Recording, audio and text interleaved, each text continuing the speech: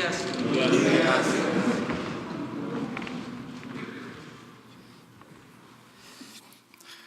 Me da mucho gusto estar de nuevo aquí, como todos los días, de lunes a viernes, ya en este fin de semana. Hoy vamos a puntualizar acerca de la decisión que se ha tomado de cancelar la reforma educativa, la mal llamada reforma educativa, me refiero a lo que se impuso en el gobierno anterior y que viene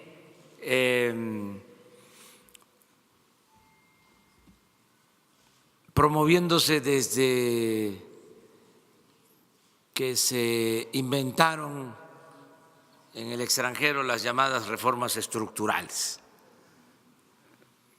que hasta es un plagio lo de la utilización de la palabra, del término, del concepto estructural.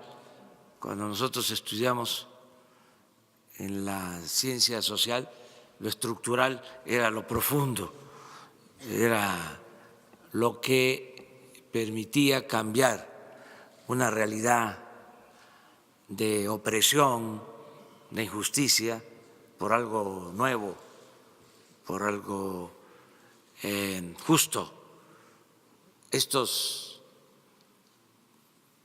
tecnócratas neoliberales corruptos se apoderaron del término, del concepto estructural, y podría uno pensar que es algo bueno cuando en realidad las llamadas reformas estructurales no son más que políticas de pillaje y de privatización, como lo hemos visto ya en varias ocasiones. Entonces, estas políticas que se definen en el extranjero se aplican en México, se aplican casi en todo el mundo. Son recetas y es reforma energética, reforma fiscal, reforma laboral, reforma educativa. Es una agenda impuesta desde el extranjero para que gobiernos subordinados las apliquen. Entonces, a esa reforma educativa me refiero, eso que fue impuesto, que llevaba el propósito de la privatización de la educación. Hablábamos aquí que esto comienza desde que está Salinas en la presidencia, Zedillo, secretario de Educación Pública, inician con una reforma al artículo 3 para limitar la educación gratuita. Se hablaba de que la educación era pública, gratuita, en lo general. El concepto era de que la educación es un derecho de todos los mexicanos. Y entonces ahí en esa reforma se acota, se limita la educación gratuita al nivel básico y se deja al mercado la educación media superior y la educación superior. Ahí empieza la historia. Bueno, luego, como sucedió en el gobierno anterior, se profundiza con todas estas llamadas reformas estructurales y llegan al extremo de querer imponer lo que llaman reforma educativa por la fuerza y con una campaña de desprestigio al magisterio que nunca se había visto en el país. Se le respetaba a nuestros maestros y de repente se les degrada, se les humilla, se les culpa de que por ellos es mala la educación en México, se polariza, se vuelve un asunto político, ideológico, hay incluso campañas pagadas en medios de información para imponer la reforma educativa. Y es un asunto hasta de sentido común cómo se lleva a cabo una verdadera reforma educativa sin los maestros. ¿Quién es el que transmite el conocimiento en el aula? Pues el maestro. Entonces, todo esto se decide por parte nuestra cancelarlo, porque no beneficia, al contrario, perjudicó la educación. A eso se debe que se envió a la Cámara de Diputados y de Senadores, al Congreso, una reforma al artículo 3 y a otros ordenamientos legales para cancelar la mal llamada reforma educativa y fortalecer el derecho que tienen los mexicanos a la educación pública, que la educación no sea un privilegio, sino un derecho, y que el Estado tenga que garantizar la educación pública, gratuita, de calidad en todos los niveles escolares. Esto es lo que se está planteando, lo asumimos desde la campaña, lo defendimos en contra de viento y marea, hasta en los debates. Fui muy cuestionado por eso, por los conservadores. Ya saben cómo fueron esos tiempos que se hablaba que nosotros queríamos que se regresara a la venta a las plazas. Tuve que decir que el único que vendía a las plazas era el que estaba en ese entonces de secretario de Educación, porque en efecto cuando fue gobernador de un estado vendió la Plaza de Toros de ese estado. Pero en fin, ahora que se logra iniciar una etapa nueva en lo que llamamos postneoliberalismo,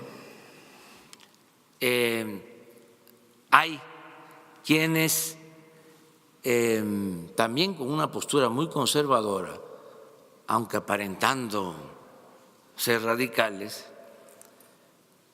porque hay mucha simulación en todo esto, hablan de que lo que estamos proponiendo es más de lo mismo. Y entonces ese me parece una exageración. Entonces le quiero enviar un mensaje a todos los maestros de México para informarles, porque lo que me interesa es que las maestras, los maestros en activo, jubilados, sepan que estamos cumpliendo nuestro compromiso, para que no haya manipulación, porque hay grupos de intereses creados. Siempre he dicho que la extrema derecha y la extrema izquierda se tocan, se juntan y pues no quieren que se lleve a cabo la transformación, apuestan a que fracasemos. En el caso de los que se presentan como radicales quisieran que falláramos para señalar, ya ven, son lo mismo. Esto lo hemos padecido de tiempo atrás, cuando llamaban, por ejemplo, a no votar, porque todos éramos iguales, nos querían meter a todos en el mismo costal. Era una estrategia con ese propósito. Varias veces tuve que decir que no éramos lo mismo, que me podían llamar peje, pero no era yo lagarto. Y ahora es parecido. Ahora que toman la Cámara,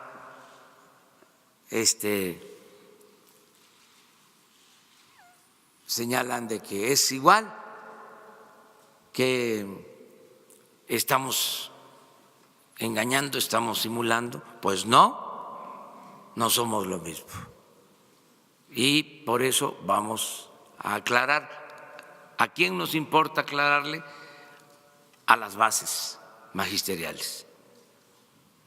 Porque pues los dirigentes y las organizaciones de distintas tendencias pues tienen sus intereses y no siempre actúan bajo principios democráticos. No siempre se consulta a la base, no siempre se toman decisiones recogiendo el sentir de los agremiados, representados, en este caso de los maestros. Entonces yo quiero tener una comunicación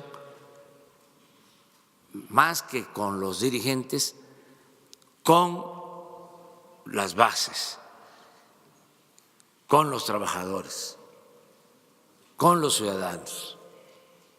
No quiero una relación corporativa, quiero una relación horizontal, ciudadana, democrática, a partir de que ya no hay ciudadanos imaginarios. Ahora, cada ciudadano es una persona consciente, con criterio, y es cosa nada más de que se tenga toda la información, acercar la información para que no se manipule, para que no se distorsionen las cosas. Nosotros queremos una transformación y no simulamos.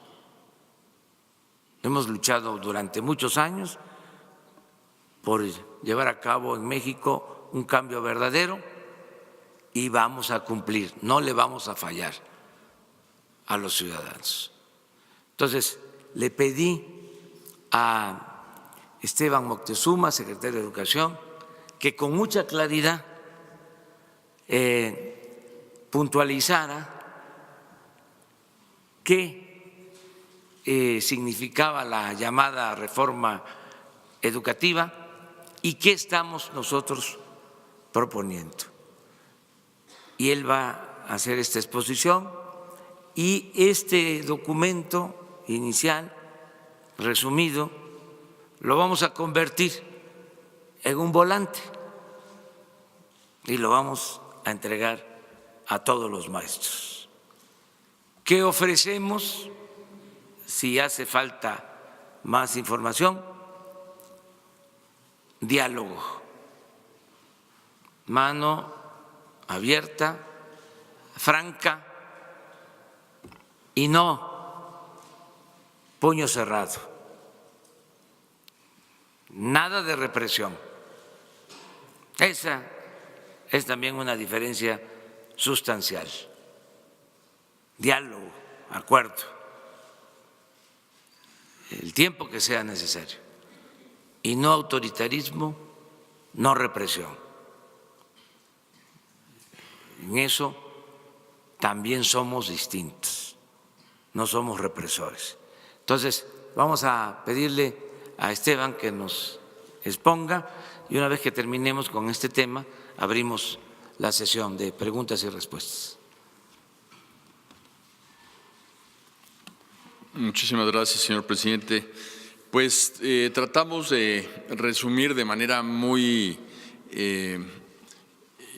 puntual, aunque pues la iniciativa es mucho más que este resumen, las principales diferencias entre la reforma del 2013 y la iniciativa de abrogación de la reforma educativa, porque son enfoques totalmente distintos, son objetivos también diferentes y sobre todo pues para que las maestras y los maestros, como decía el señor presidente de la República, sepan que lo mejor de la educación pública está por venir.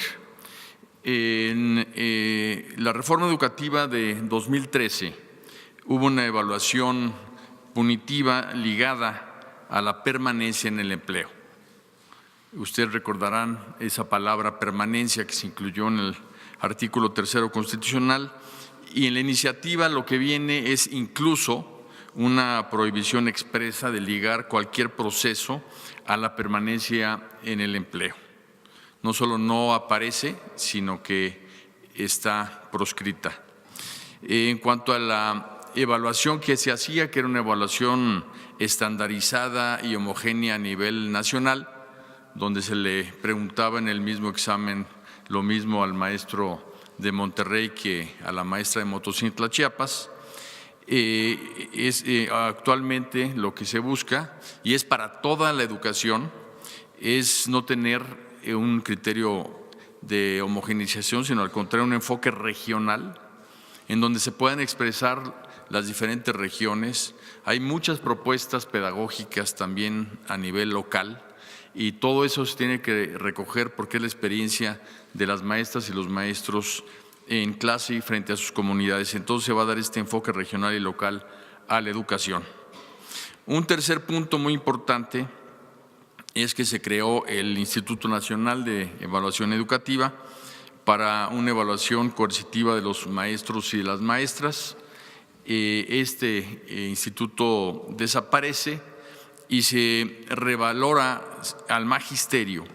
Expresamente se le da pues todo un lugar en la Constitución como agente de transformación nacional y nace para ellos, para las maestras y los maestros, un nuevo derecho, que es un sistema voluntario para la mejora continua a través de la formación, de la actualización, y esto va a estar ligado precisamente a la promoción, de manera que aquí estamos apostándole a la capacitación, a la formación y a la actualización en vez de a la evaluación punitiva. El otro punto que quiero destacar es que la orientación que tenía la reforma educativa de 2013 era una educación orientada solo al mercado. Y lo que estamos buscando es una educación pública, gratuita, integral, para todos los niveles educativos, desde inicial hasta superior, enfocada para la vida y para el desarrollo nacional. Se creó en la reforma del 13 el servicio profesional docente y se creó de una manera impuesta por la autoridad, y ahora lo que estamos proponiendo es un sistema de promoción de las maestras y maestros que se creará con la participación de ellos con escalafones vertical y horizontal. La visión de la educación en el 13 era una educación fundamentalmente centralista y, como ya dije, tenemos un enfoque con carácter regionalizado, pero también pluricultural y pluriétnico para apoyar el desarrollo de los pueblos indígenas y de las propuestas regionales. Un tema muy importante es que en la reforma educativa del 13 hubo una invasión de derechos y se afectó la certeza y la estabilidad laborales. En esta iniciativa se garantizan los derechos laborales y la estabilidad en el trabajo. El anterior gobierno, además, creó todo un sistema perverso que ni él mismo cumplió y le dio la vuelta a la propia reforma con muchos recursos por debajo de la mesa, burlando incluso la ley que ellos mismos emitieron. Este es el caso de Michoacán, por ejemplo, en donde vimos que pues se le daba la vuelta a la contratación de maestros que no pasaban por las evaluaciones que la ley obligaba y tampoco se les daba una plaza derivada del presupuesto, sino se les daba un contrato por honorarios con un recurso fuera del presupuesto educativo y más vinculado a subsidios. Por eso es que queremos transparentar las plazas y recursos para fortalecer la lucha contra la corrupción. Dentro de los foros educativos que tuvimos todo el año pasado para construir la iniciativa de ley, tuvimos muchísimos testimonios de maestras y maestros que cualquier trámite que quieren realizar, ya sea desde el ingreso hasta moverse de una plaza a otra, comúnmente son asediados por corrupción, por que les piden recursos, les piden favores sexuales, y todo eso tiene que terminar, y por eso quiere transparentar este tema, poniendo una caja de cristal en donde estén plazas, aspirantes, vacancia, presupuesto, y para que se pueda hacer esto de manera totalmente transparente. Y esto va a venir en beneficio de las maestras y los maestros que seguramente muchos de los que nos están escuchando vivieron ese tipo de circunstancias. La anterior reforma se calificó de mal llamada reforma educativa porque fue parcial y de corte fundamentalmente administrativo. Esta iniciativa es integral porque por primera vez en la historia de la educación se abarca desde el nivel inicial hasta el superior y se le da coherencia a todo el sistema. En la reforma del 13 se ignoró la educación especial, la indígena y la normal. Ahora se prioriza la educación especial, se impulsa la educación para pueblos indígenas y sus lenguas y se fortalecerá la educación normal pública a quienes se dará prioridad para el ingreso. La anterior reforma solo alude a la calidad, pero no hay calidad posible sin equidad. El énfasis que se le está dando en la iniciativa del señor presidente a la educación es una educación con equidad que se constituye como uno de los nuevos principios pilares de la educación pública. La reforma del 13 ignoró la educación superior y aquí, además de garantizar la autonomía de la educación superior, se crea una educación superior obligatoria y se sientan las bases para evitar el rechazo y lograr que los aspirantes a las universidades tengan opciones para que la cobertura alcance para todos. Un tema muy importante es que el énfasis del modelo anterior se centró exclusivamente en lectoescritura, matemáticas y ciencias. Y lo que estamos buscando, además de esas 3 áreas y materias, de esas asignaturas, es que se incorpore con mucha fuerza el civismo, regrese el civismo, la educación física, la música, derechos humanos, educación ambiental y todo lo que es lo relativo a el medio ambiente. En cuanto al último punto que quiero destacar, es que desde el punto de vista del Gobierno de la República se llegó incluso a la represión para imponer la reforma educativa del 2013 y ahora se tiene un diálogo permanente, un diálogo profundo e incluyente con maestras, maestros y sus representantes. Ese es un resumen de la enorme diferencia que hay entre una propuesta y la otra. Muy bien. Pues esto era para informar a maestras, a maestros. Yo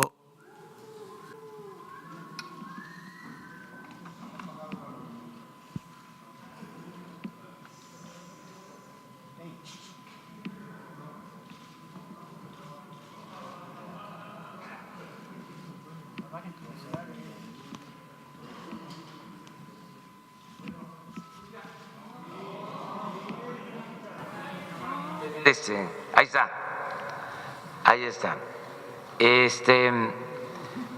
Les comento que está abierto el diálogo para buscar acuerdos. Subrayo algo que es importante. Cuando inicia toda la estrategia de anular la educación pública y gratuita, se empiezan también a desmantelar las escuelas normales, empiezan a cerrar escuelas normales, toda una campaña de desprestigio a las normales rurales, cierran el MESHE en Hidalgo y otras escuelas. Y como parte de la mal llamada reforma educativa, se abre la posibilidad de contratar maestros que no surjan de las escuelas normales o que no sean solo los egresados de las escuelas normales públicas. Yo he dado instrucciones al secretario de Educación de que se lleve a cabo un programa para fortalecer a las escuelas normales, a las escuelas normales públicas. Por eso se está reabriendo el MESHE y vamos a crear nuevas escuelas normales y se le va a dar preferencia a maestras y maestros egresados de estas normales. Por eso también no es para nosotros indispensable lo de la llamada evaluación, porque si se fortalecen las normales, pues los maestros van a salir bien preparados para poder desempeñar su trabajo educativo. Eso por lo que tiene que ver con la calidad de la enseñanza. Y también al tenerse como población objetivo preferente a los maestros surgidos de las normales públicas, ya no hay problema en cuanto a los procesos de ingreso para ser maestro, porque se tiene a los egresados de las normales públicas y de las normales en general. No hay ningún problema en cuanto a que entre gente que no tenga formación, capacidad para ser maestro, solo por influyentismo o porque compren las plazas. Esto también es importante que los maestros lo sepan, que se van a fortalecer las normales. Esta es una información adicional. Y ahora sí, quedamos ayer. ¿Cuál es su opinión sobre esto? Pues que se generó un debate, es bueno. Yo creo que se despertó el interés por la historia, tiene que ver con el fortalecimiento de nuestra memoria histórica y salió pues también a flote lo que estaba ahí en el subsuelo, una corriente de pensamiento submarina muy racista, porque se negaba el racismo y salió. Y por eso qué bueno que se dio a conocer este asunto. Aclaro que no se dio a conocer la carta, que lo que publicaron pues es un documento inicial, un borrador mutilado. La carta consta de 4 hojas y dieron a conocer la primera y la última, y lo mejor está en la 2 y la 3. Pero también otras cosas, ¿no? Acerca de Beatriz, y que ella tiene mucha injerencia.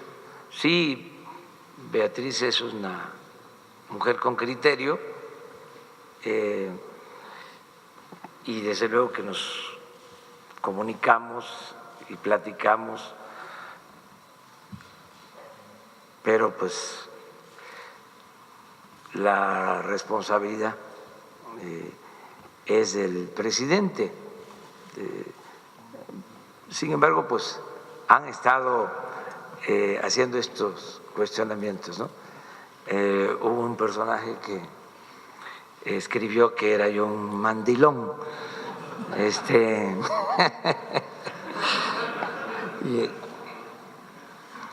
y no, yo lo que digo que cómo se comenta a veces que dice tus órdenes, ¿no? Tus deseos son mis órdenes, ¿no? Así se dice. Y aquí es como, ¿no? Tus órdenes son mis deseos.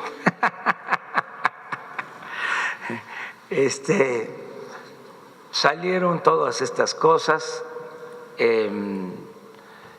Nosotros vamos a esperar que se serenen, que se tranquilicen, y vamos a continuar con el tema, porque es interesante, del que podamos reconciliarnos de verdad. El planteamiento es que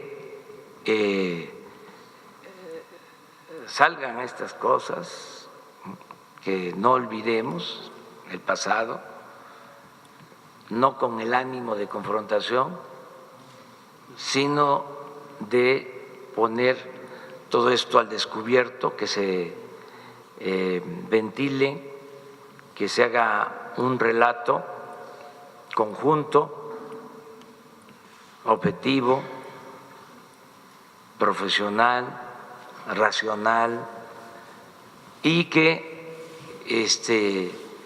pidamos todos disculpas a los pueblos originarios, pidamos perdón y nos reconciliemos. Se olvidó de que en el pedir perdón haremos también nosotros lo que nos corresponde. Como representantes del Estado mexicano, tenemos que pedir perdón a los pueblos yaquis, a los pueblos mayas, y hablaba yo de la población china que fue reprimida durante el porfiriato, en la revolución. Entonces, es buscar la reconciliación, que en el 2021 podamos conmemorar los 200 años de independencia, reconociendo nuestro pasado histórico y reconciliándonos. Ese es el planteamiento, ¿no? Pero se malinterpretó y luego se dan a conocer versiones que no corresponden, ¿no?, a la realidad. No hay que enojarse, amor y paz, y no perder también el sentido del humor, porque hay unos memes buenísimos, pero buenísimos, sobre este tema. Y una última. Porque ellos tienen una manera de ver las cosas distinta a la nuestra. Es decir, ellos pertenecen al grupo que impuso la política neoliberal. O sea, tienen ese pensamiento conservador. Y pues ya eso pasó a la historia, ya no estamos en el periodo neoliberal. Entonces, ellos, por ejemplo, firmaron contratos o avalaron contratos en contra del interés nacional, del patrimonio nacional. Pero en el pensamiento conservador esto es normal. Para nosotros eso constituye inclusive un daño a la nación, un daño al patrimonio nacional, estos consejeros.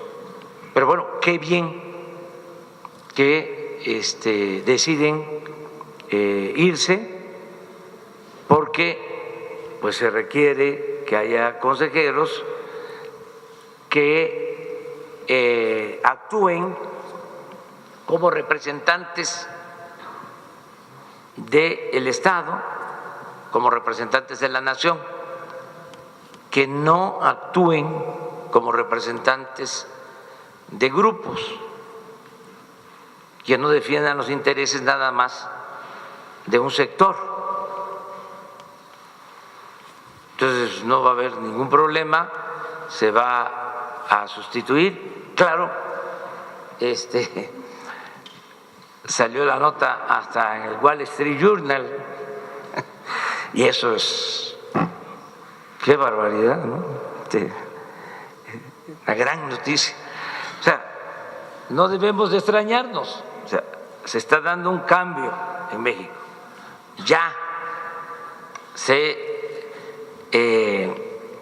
decretó, se declaró la abolición a la política económica neoliberal. Dicen que no se puede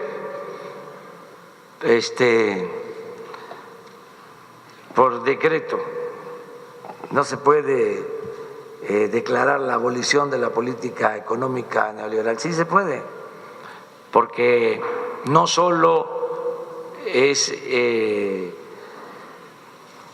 proponérselo, no solo es postularlo, es llevarlo a la práctica y ya se está llevando a la práctica. Ya, no hay corrupción tolerada como había en el periodo neoliberal. Entonces, sí, ya hay cambios. Entonces, por eso lo de la renuncia de estos tres consejeros. Sí, pero es su propia voluntad y hay un procedimiento para sustituirlos. ¿Cómo?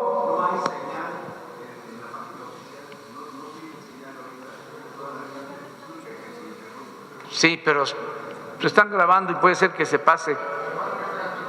Sí, diferido, se retransmite, sí. Bueno, lo que se tiene que hacer por lo que estás denunciando, por la gravedad de amenazas, pues es que se atienda de inmediato, que hoy mismo el subsecretario de Gobernación, Alejandro Encinas, platique contigo.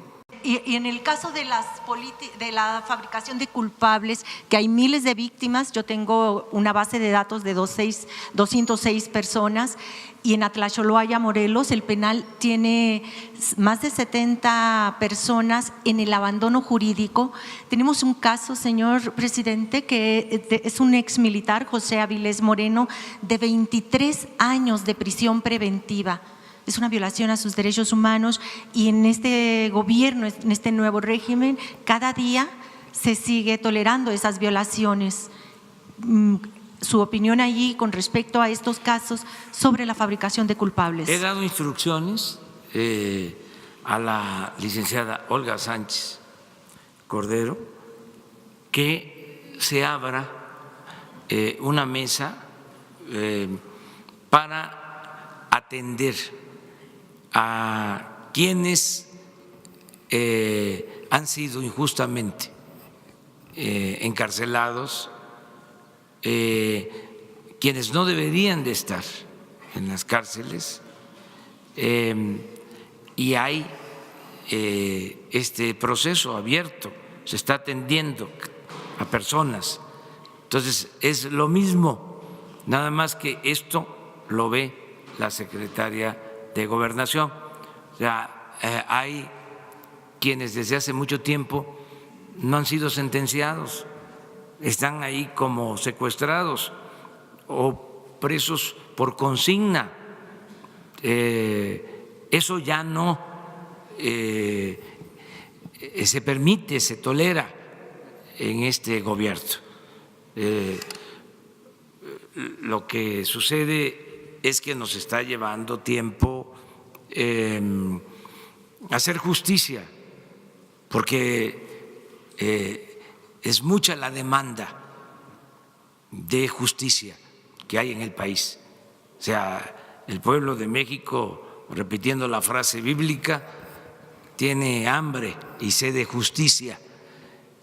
Entonces, estamos trabajando con este propósito, pero hay constancia de que hemos dado instrucciones y que se está trabajando para liberar a presos que injustamente están detenidos y revisar todo lo que pueda significar la fabricación de delitos, porque también era una práctica. Nos consta, nosotros venimos de la oposición y sabemos cómo se las gastaban estos, de que para frenar a un opositor, a un adversario, eran capaces de fabricar delitos. Era algo totalmente indigno. Ese es otro saldo negativo, perverso de la política neoliberal. Todo eso se termina ya. Entonces sí pedir a Jesús que también te atienda sobre esto.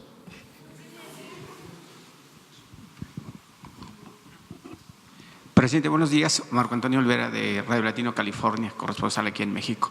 Amén de la carta que usted haya enviado a los españoles y a los clérigos, dentro de sus más cercanos colaboradores hay una traición, presidente, porque la carta era secreto de Estado.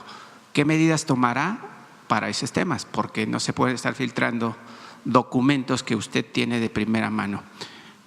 Esa pregunta y si me la responde y enseguida le hago la otra, por favor. Pues hay que ver de dónde salió esa carta mutilada. No está firmada, sin duda es un borrador, porque no está corregida la primera parte. Y hay que ver quién entregó esa carta al periódico Reforma. Ayer un columnista, hablando también de la influencia de Beatriz, habló de otras cartas a el presidente, creo que de Francia o de Estados Unidos, algo así.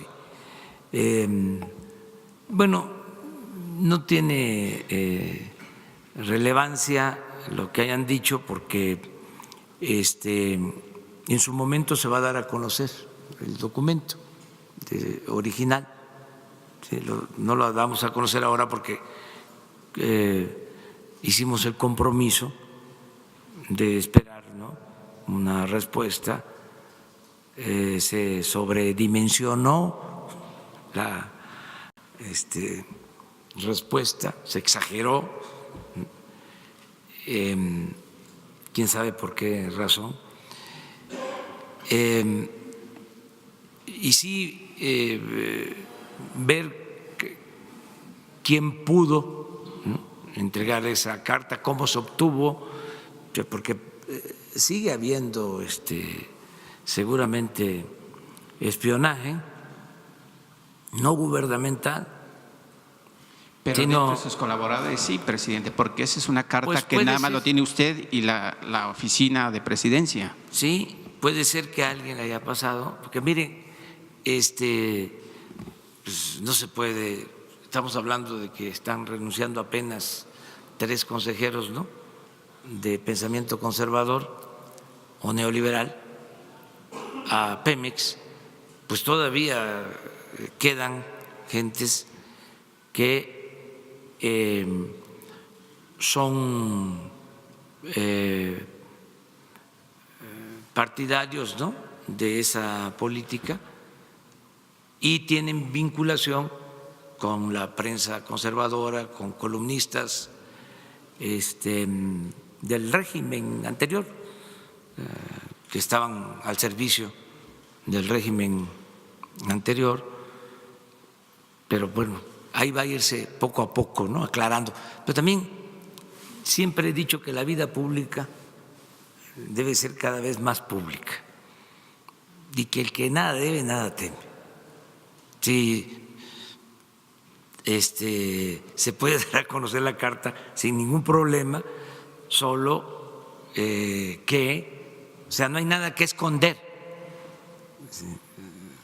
No es un asunto que se quiera mantener en secreto, es un asunto de respeto, ¿sí?, al trato con otro gobierno, ¿sí?, un asunto de diplomacia, de urbanidad política, ¿sí?, pero yo no tengo nada que esconder. Yo siempre digo lo que pienso, o sea, no vamos a ocultar nada. Y con respecto a lo de la reforma educativa, presidente, ¿qué sucederá con los maestros? Porque tengo entendido que algunos maestros reciben su salario de los gobiernos de los estados y otros los de la federación. El ejemplo es el estado de Michoacán con Silvana Aureoles, pues se dice que desvió mucho dinero del pago a los maestros. ¿Se va a aglutinar el salario de todos los maestros para que provenga de la Tesorería Federal? Yo tengo ese ideal y ese compromiso. Quiero que se federalice la educación y la salud, porque en los dos casos hay muchas deficiencias, porque no existe con claridad la responsabilidad acerca del manejo de la educación y de la salud. Por ejemplo, en la Ciudad de México, el gobierno federal tiene a su cargo la educación pública. ¿Y han escuchado ustedes algún problema sobre que no se les paga a los maestros en la Ciudad de México? No hay. Porque fue la única entidad en donde no se transfirieron los servicios educativos y los recursos también. Entonces, si esto funciona bien aquí, en la Ciudad de México, si no hay problemas de que no se les pague a los maestros,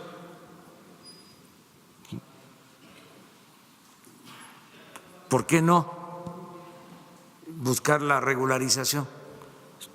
Estoy hablando con gobernadores para atender esto, porque legítimamente ellos dicen, no nos alcanza lo que transfiere la Federación. ¿Sí? Y, por otro lado, se sostiene que se desvía el presupuesto que se transfiere a los estados, que no se destina a ese propósito. Entonces, vamos a que haya una responsabilidad de pagarle a los maestros y buscar la regularización, aunque nos lleve tiempo y signifique a lo mejor una ampliación presupuestal, pero había la mala costumbre de que cada final de año la Federación le entregaba a los gobiernos estatales una cantidad de dinero para que pudieran pagar la nómina de maestros. Entonces, es algo totalmente irregular. Nosotros tenemos que ejercer el presupuesto como fue autorizado. Entonces, sí vamos a buscar que se resuelva este asunto. Lo otro es lo de la salud. También se transfieren los recursos y en algunos casos, no en todos, se utilizaban esos recursos para otras demandas. Entonces, por eso no se les pagaba a los médicos, no se les paga a las enfermeras que estaban contratadas por honorario, eventuales, no había medicinas. Entonces, el propósito es, a ver, vamos a resolver esto. Nosotros queremos tener las facultades y las responsabilidades, las dos cosas. Un solo sistema, ¿sí? Pero que no exista problema. Y el ejemplo, repito, es lo de la Ciudad de México. Aquí está federalizada la educación en la Ciudad de México y no hay problema.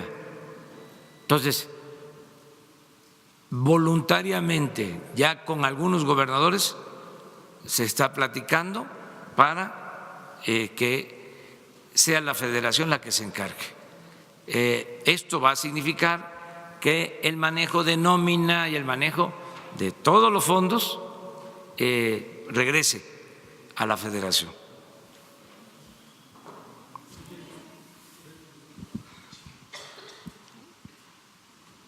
Ahí está la luz otra vez. Ya llegó la luz.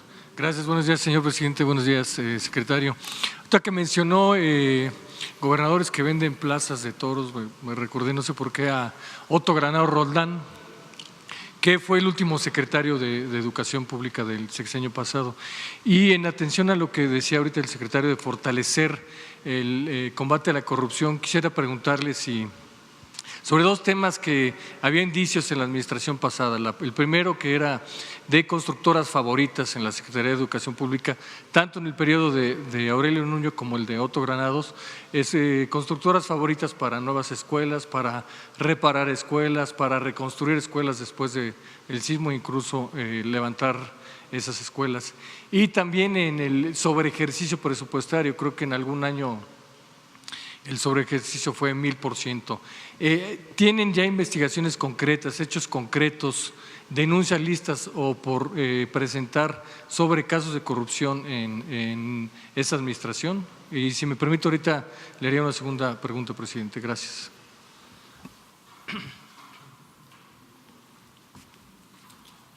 La Secretaría de la Función Pública tiene en cada dependencia, en la Secretaría de Educación Pública no es excepción, el área de Contraloría Interior, que es la que está revisando todos los temas que estás preguntando y está en ese proceso. ¿Y todavía no hay algo concreto? Algo concreto que informar en este momento no tenemos. Lo que sí es demostrable, eso nosotros podemos entregarles información, es lo sobre el gasto en publicidad para promover la mal llamada reforma educativa. Además, ya se conoce de cuánto se gastaban para la publicidad en la Secretaría de Educación. ¿Cuánto tienes ahora autorizado para publicidad? ¿Cómo cuánto tiene Educación? 5 millones. Sí, es que por eso pregunto, porque manejaron miles de millones. En el 2017, 2,000 millones de pesos de publicidad en la Secretaría de Educación. Y era parte de la campaña en contra de los maestros. Entonces, para mostrar las diferencias. Lo demás, como lo mencionó Esteban, tiene que ver con la función pública. La segunda pregunta, presidente. El lunes estuvimos en su tierra y caminaba yo por el centro, ahora sí que del municipio de Centro, Villahermosa, para todos, y me enteré y después platiqué con los colegas que cerraron, quitaron todos los puestos de periódicos, allá les dicen casitas. Entonces, le atribuyen al alcalde de Centro, a Evaristo Hernández, haber quitado estas casitas como un ataque a la libertad de expresión, porque regularmente allá los medios impresos son más críticos. ¿Qué podría comentarnos al respecto? Sobre todo porque se trata de su tierra y de un alcalde que proviene de Morena, su movimiento. Gracias, presidente. Pues no tengo información, pero si es por esos motivos que tú mencionas, pues debe de corregirse esa actitud, debe de rectificarse, no debe de impedirse el ejercicio de la libertad de expresión. Eso no debe suceder, eso no es correcto. Ese es mi punto de vista, ¿no? Que haya libertad, ¿sí?, aún con excesos.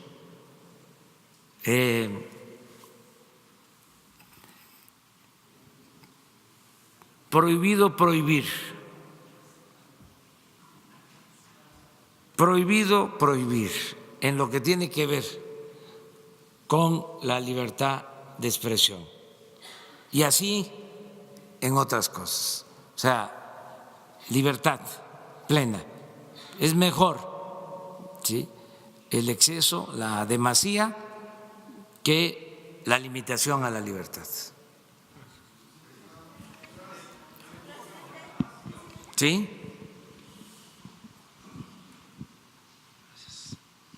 Buenos días, señor presidente. Soy Isaí Ramírez, de Quesaya Verdades, de redes sociales. El viernes pasado, con fecha del 22 de marzo del 2019, en la reunión de la Convención Bancaria número 82, el ingeniero Marcos Martínez Gavica, presidente saliente de la Asociación de Bancos de México, presentó un sistema de pagos llamado CODI, el cual implementará la tecnología de códigos QR para que los mexicanos pues ya tengamos que hacer pagos sin la necesidad de usar efectivo y sin la necesidad de usar tarjetas de crédito y débito. Hay mucha gente preocupada por esto y están expresando su rechazo a este sistema nuevo de pago. Existe la preocupación de estos ciudadanos de que esto les quitará la privacidad financiera, es decir, el gobierno dirá quién puede vender y quién puede comprar, qué vender, dónde y dónde comprar. Y solo las personas en un futuro que tengan este sistema QR y un teléfono inteligente podrán realizar pagos o vender mercancía en un futuro cuando deje ya de circular el dinero en efectivo. Las preguntas son las siguientes. ¿Quiere el gobierno deshacerse del 100% del efectivo en circulación, al mismo tiempo monitorear el 100% de las transacciones en el país? ¿No cree que esto en un futuro sería peligroso, ya que un gobierno autoritario, después de su gobierno, podría estarle restringiendo las compras y ventas a los ciudadanos, a perseguidos políticos o incluso a la clase social de bajos recursos por completo? Y la gente en redes sociales está exigiendo que este sistema se lleve a una consulta ciudadana. ¿Estaría usted dispuesto a acatar esta exigencia por parte del pueblo de México? Gracias, señor presidente. Sí, pues es interesante tu pregunta, porque pues sí es un proceso de modernización de todo el sistema de pago que va orientado a que no se use el efectivo. Tiene cosas buenas para tener más control en cuanto a la corrupción. También significa que no se tengan que tener sucursales bancarias, sino que se puedan hacer los trámites con el teléfono.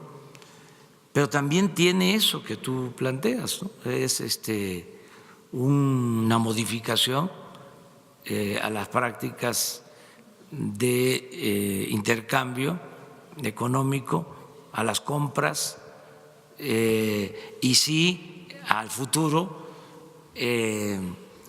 dejaría de tener tanta relevancia, tanta importancia el efectivo. O sea, es eso, ¿no? Poder hacer acuerdos, negociaciones por teléfono celular. Ese es el planteamiento. Hay que analizarlo bien, hay que recoger todos los puntos de vista. Los técnicos financieros, aclaro, lo ven bien como un avance y es algo que ya se está llevando a cabo en otras partes, en otros países. En México hay mucho atraso en lo que tiene que ver con la inclusión financiera, como se le llama. Es de los países más atrasados. Hay como 800 municipios que no tienen sucursales bancarias en el país. Me refiero a las cabeceras municipales. No hay sucursales bancarias. Incluso cuando un gobierno municipal tiene que pagar, tiene que ir a un municipio, ¿sí?, a recoger el dinero para pagar la nómina, porque en el municipio donde está el ayuntamiento no existe una sucursal bancaria. Todo esto pues es pensando hacia adelante, pero va a llevar tiempo. Por eso se va a poder analizar más, porque no se puede de la noche a la mañana. Hay una realidad. Solo el 25% del territorio nacional tiene conectividad por Internet. Entonces, ¿cómo se va a hacer una operación de teléfono a teléfono si no tenemos una cobertura de Internet en todo el territorio? Estamos apenas convocando, se acaban de dar a conocer las bases para licitar 50,000 kilómetros de líneas de fibras ópticas de la Comisión Federal de Electricidad para poder comunicar a todo el país con Internet, porque es un compromiso que tenemos. Pero todavía se están presentando las bases y es tan importante el que tengamos Internet en todo el país y que sea Internet gratuito en escuelas, en hospitales, en plazas públicas, en carreteras, que voy a hablar personalmente con los dueños de las grandes empresas de la comunicación en el mundo, los que tienen la tecnología más avanzada, para invitarlos a participar en la licitación, para que no se declare desierta, porque todo lo que han hecho en los últimos tiempos en reformas de comunicación se ha concentrado en las grandes ciudades donde está el mercado,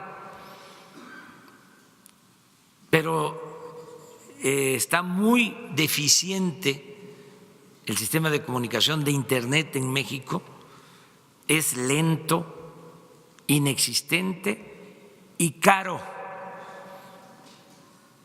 Entonces, necesitamos nosotros la comunicación para que eso que se propuso en la Comisión Nacional Bancaria, en la Asociación de Bancos, va a llevar tiempo, porque depende de la comunicación. Entonces, en este intervalo, ¿sí?, se tiene que analizar los pro y los contra de todo esto, ¿no?, y garantizar, desde luego, las libertades. Tiene que ser algo que no afecte la intimidad que no sea una invasión a la intimidad y que sigamos siendo libres. Eso es lo que puedo comentarte.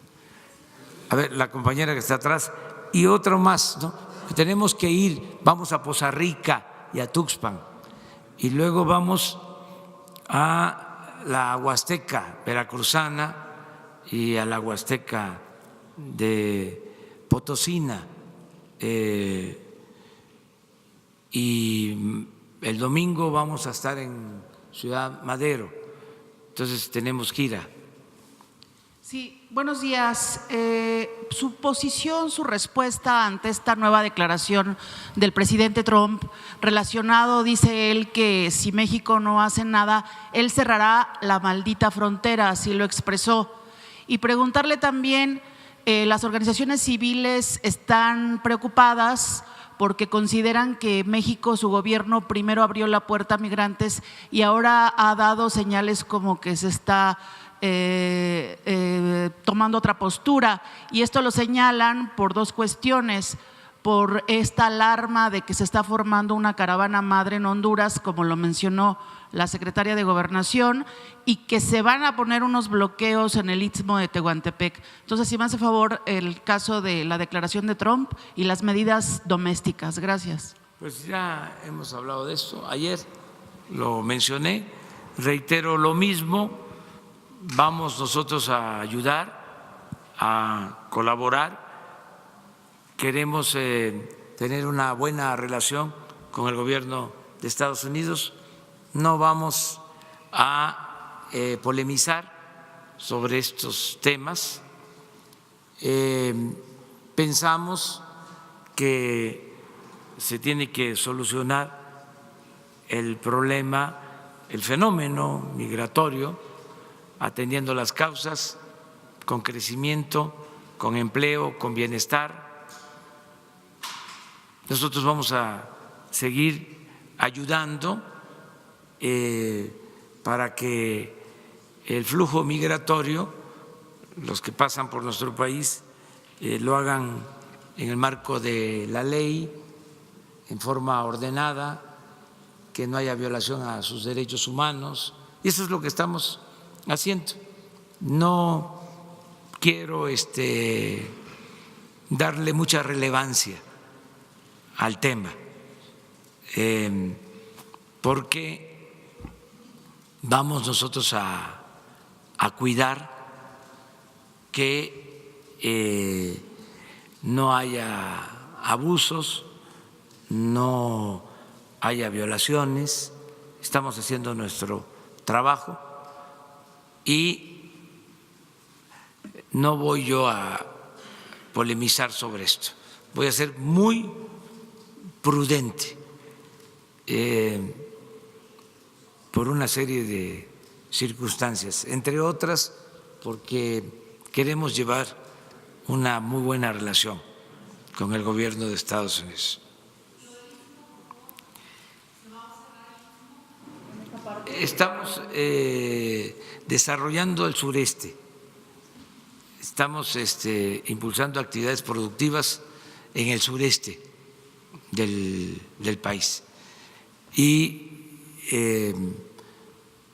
se están dando opciones de trabajo a migrantes centroamericanos, que son nuestros hermanos, los que quieran trabajar en el sureste de nuestro país van a tener condiciones y estamos desarrollando proyectos con ese propósito y al mismo tiempo pues buscando que el flujo migratorio se dé de manera ordenada. Todo esto de las caravanas y demás tiene que ver bastante con lo político, con lo electoral. Por eso no me voy a enganchar en este asunto. Como dicen los jóvenes, zafo. Bueno, una más.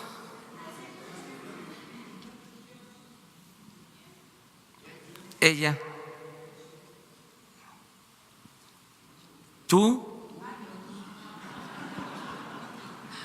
Buenos días, señor presidente. Ayer se registró un enfrentamiento entre fuerzas federales y pescadores. Comentarle si este tema ya se analizó esta mañana en el Gabinete de Seguridad. Tenemos entendido que allá estuvo el secretario Villalobos. Nos puede comentar exactamente qué medidas se van a tomar. Y hace unos días yo le había preguntado sobre el tema de Hugo Eric Flores, saber si ya tiene alguna respuesta de estas dobles funciones que él está teniendo como delegado federal y dirigente del Partido Encuentro Social. Muchas gracias. Sí, ya en los dos casos. Con Jesús, si se considera para todos, se les puede dar un informe sobre lo que está sucediendo en San Felipe, en el Alto Golfo, en el Mar de Cortés, que les den toda la información de lo que está pasando. Sí lo analizamos, no solo hoy, lo llevamos ya analizando varios días, porque sí es un conflicto que hay por la pesca y al mismo tiempo por la protección del medio ambiente, la protección de la vaquita marina y todo lo que se vincula a este tema. Entonces ayer desgraciadamente se dio un enfrentamiento, lo lamento mucho, pero sería bueno que ustedes conocieran todo lo que está sucediendo y cómo lo estamos atendiendo ya. Acerca de lo segundo, ya tengo la información, me la transmitió Jesús, se habló con Eric Flores, él ya renunció a sus funciones en el Partido Encuentro Social, ya no tiene que ver nada, ya no es dirigente de ese partido y por lo mismo no existe, consideramos, conflicto de intereses porque ya está dedicado nada más a su función como coordinador del gobierno federal en Morelos.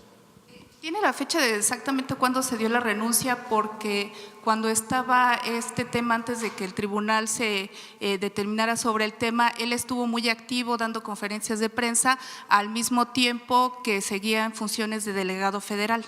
Estaba en esas dos pistas, digamos, y finalmente nada más que nos pueda aclarar exactamente en qué fecha fue, porque si no, estuvo durante un buen tiempo teniendo esas dos funciones. Sí, sí, pero se lo aclara. Y si no es correcto, aquí lo tratamos, ¿sí? Él te va a aclarar la fecha.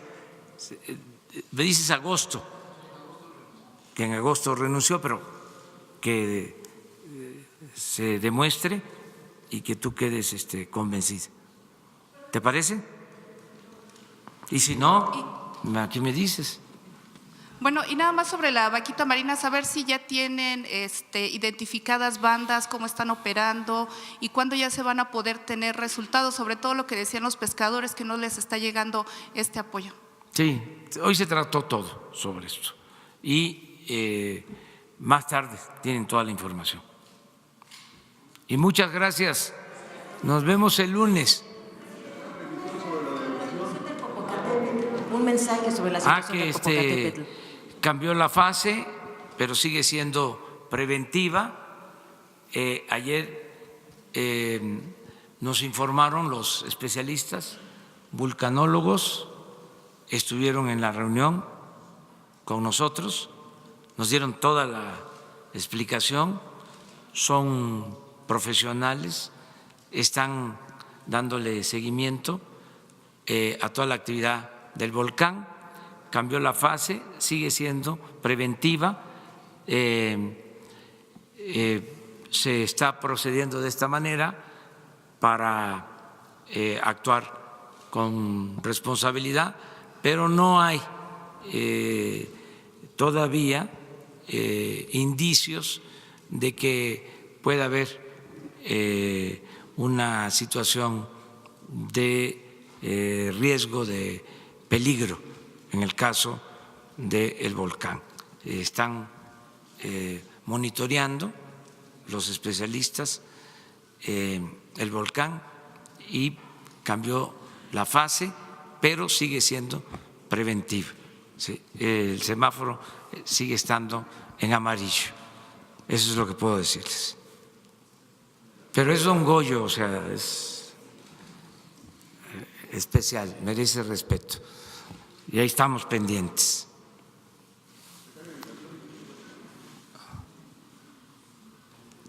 Presidente, gracias. Buenos días, secretario.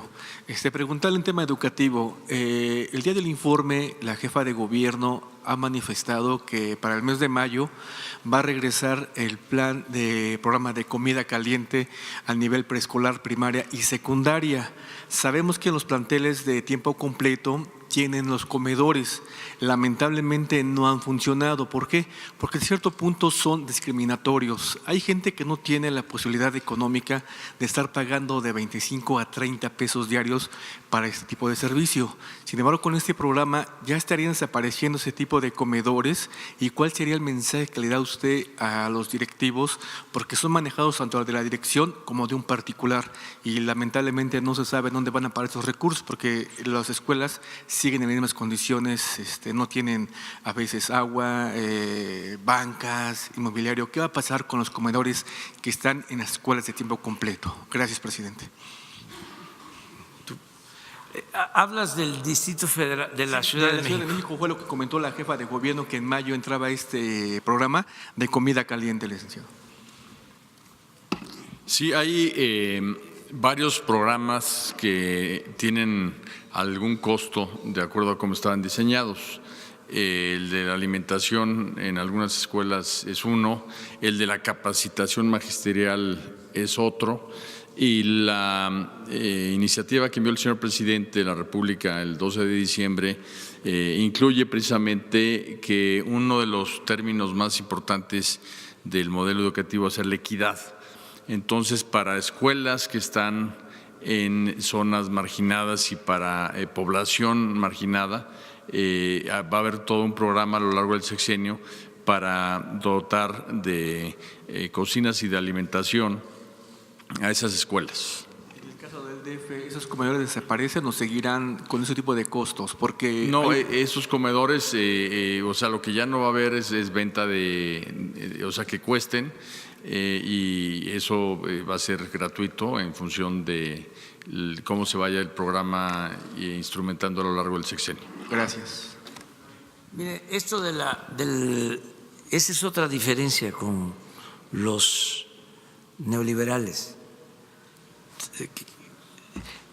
Ellos quisieran que todo se pagara. No les gusta la gratuidad.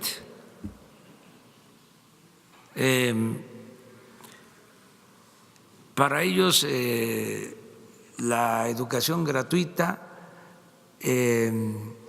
la atención médica, los medicamentos gratuitos, todo eso es populismo, paternalismo. Esa es su concepción. Lo que se destina a rescatar al sistema financiero, el subsidio que se destina a los de arriba, eso le llaman fomento. Y lo que se le entrega a la gente es paternalismo, es populismo, ¿no? Y está hablando de pesca. Pusieron de moda una frase, ¿no? Enseña a pescar, no regales el pez. ¿Cuántas veces usaron eso? Entonces, claro que hay que enseñar a pescar, pero también ¿sí? La justicia es atender a la gente humilde, a la gente pobre. Esa es la función del gobierno. Hasta los animalitos que tienen sentimientos ya está demostrado. Ni modo que se le diga a una mascota, a ver, vete a buscar tu alimento, ¿no? Pues se les tiene que dar, ¿no? Su alimento.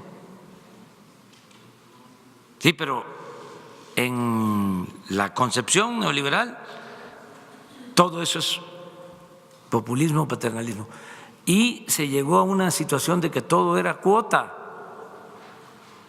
Vamos a quitar cuotas. Una gente humilde, una gente pobre, no se puede operar si tiene un problema, porque aunque sea en un hospital público, tiene que pagar 5, 10 mil, 15 mil pesos, 20 mil. ¿De dónde lo saca la gente humilde? Lo mismo en el caso de lo de la comida o los desayunos escolares. A ver, que pague. Pues no todos tienen. La gente vive al día. Todo eso lo vamos a quitar. Son derechos y el Estado está obligado a garantizar la educación pública gratuita. Y dentro de lo que es la educación pública, es fundamental la alimentación, que los niños estén bien alimentados. Vamos a ir, lo hemos hablado con Esteban, poco a poco, avanzando, porque son muchas las demandas y no queremos endeudar al país, ¿no? Estamos actuando de manera responsable, pero todo lo que se ahorre por terminar con los lujos va a ser para eso, para atender a la gente humilde en lo que tiene que ver con la educación, en lo que tiene que ver con la salud, el derecho a la alimentación, ¿sí?, que está en la Constitución, pero es letra muerta. Entonces, sí, ese es otro tema también importante, polémico. A ver, ¿por qué se rescató a los de arriba con el FOBAPROA? ¿Por qué se convirtieron las deudas privadas de unos cuantos en deuda pública? ¿Que eso no es populismo? Estamos hablando de 2, 3 billones de pesos. Entonces, ahí no hay populismo, eso es fomento. Entonces, ya, basta de hipocresías. Además, la función del gobierno es garantizar que haya justicia y la justicia es darle más al que tiene menos. Además, es darle la mano al que se quedó atrás para que se empareje y que caminemos todos juntos. Y es humanismo, ¿sí? Pero los conservadores son cosita, o sea, pero ya se acabó. O sea, vamos a debatir sobre todos estos temas, ¿sí? Vamos a revisarlos. Muy bien, nos vemos entonces el lunes. Adiós, adiós.